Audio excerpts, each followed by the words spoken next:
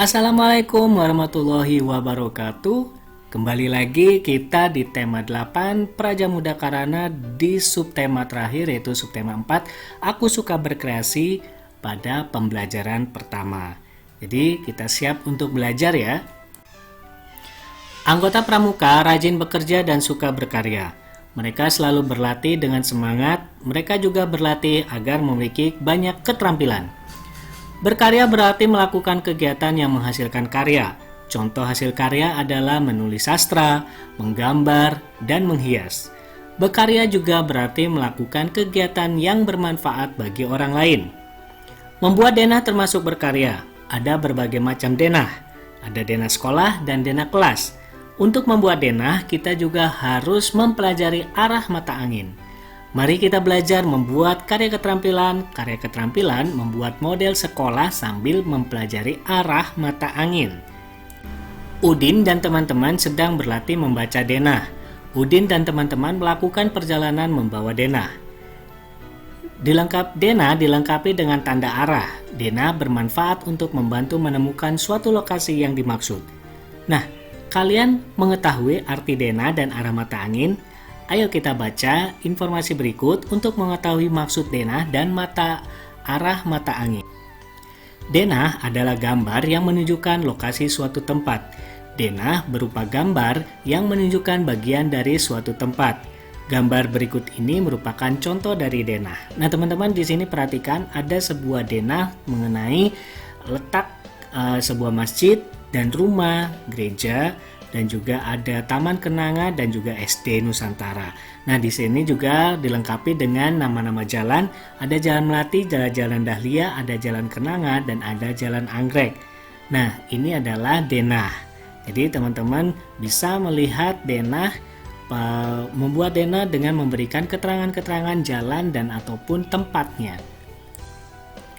Membuat denah, kita juga harus mengetahui arah mata angin. SD Nusantara berada di antara pos ronda dan lapangan sepak bola. Berseberangan dengan SD Nusantara ada beberapa rumah penduduk. Tempat beribadah juga dapat ditemui di sekitar SD Nusantara. Nah, ini adalah gambar dari arah mata angin. Arah mata angin ini terdiri dari 8 arah, ya.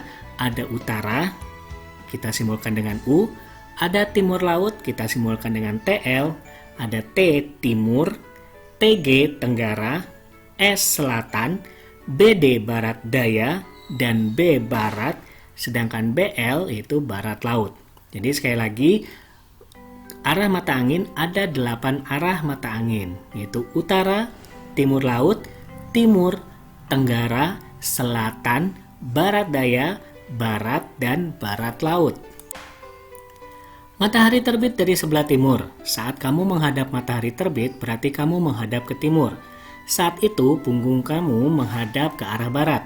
Tangan kanan ke arah selatan, sedangkan tangan kiri ke arah utara.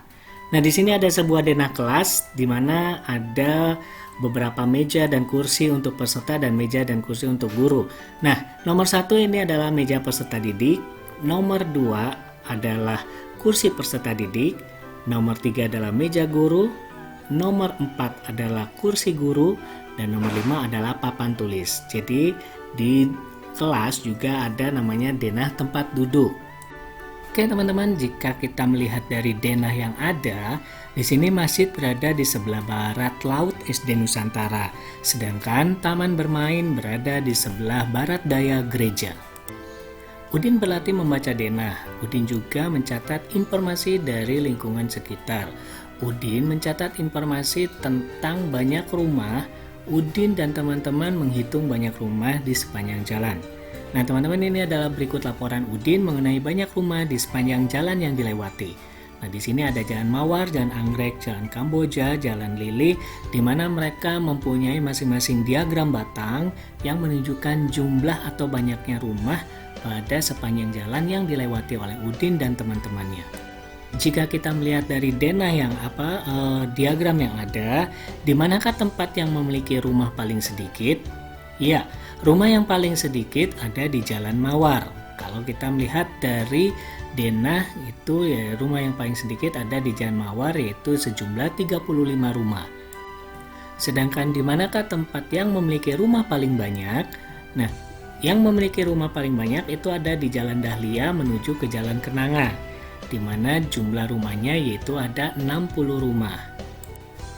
Nah, berapa banyak perbedaan rumah di Jalan Kamboja dan Jalan Mawar? Perbedaannya itu banyak rumah di Jalan Mawar dan Kamboja yaitu ada 15 rumah. Sedangkan berapa banyak perbedaan rumah di Jalan Lili dan Jalan Kamboja? Perbedaan banyak rumah Jalan Lili dan rumah Jalan Kamboja ada 10 rumah. Selanjutnya, berapa banyak rumah semuanya?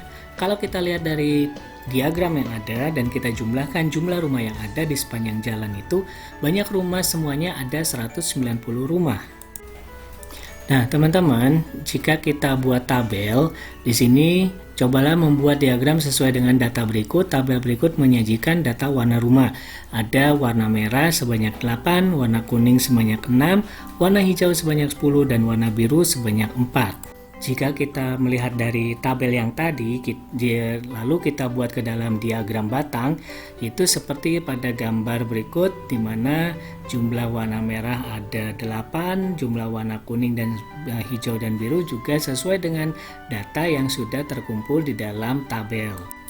Sebuah lokasi dapat digambarkan menggunakan model, misalkan lokasi rumah seperti gambar berikut ini bisa kita gambarkan dengan model ataupun denah.